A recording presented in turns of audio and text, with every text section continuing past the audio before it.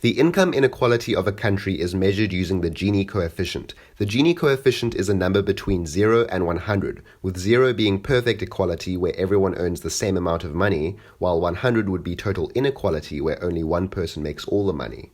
Inequality varies from region to region, but the two countries with the highest Gini coefficients are South Africa with a Gini score of 63.0 and Namibia with a Gini score of 59.1.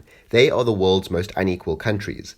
Unemployment is high in these two places, at 22% in Namibia and 33% in South Africa, with the latter having the third highest unemployment rate in the world.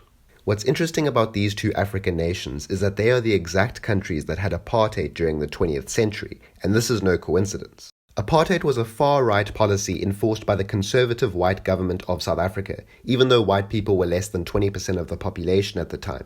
Apartheid laws were extended to Namibia, which was ruled by South Africa from 1915 to 1990. Apartheid ensured that South Africa was dominated politically and economically by the white minority. Only white people could vote, and they were by law privileged to the best education, the best job opportunities, they earned the highest income, and the richest, most developed urban areas were reserved for whites only.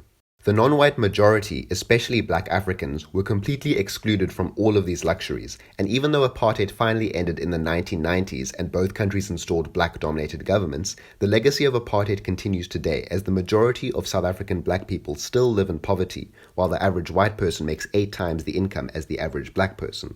In Namibia, white people still own 50% of the country's farmland, despite being 7% of the population.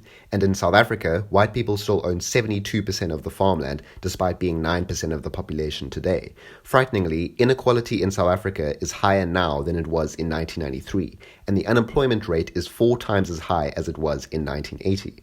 So, even after 3 decades of liberation and majority rule, South Africa and Namibia still have a long way to go.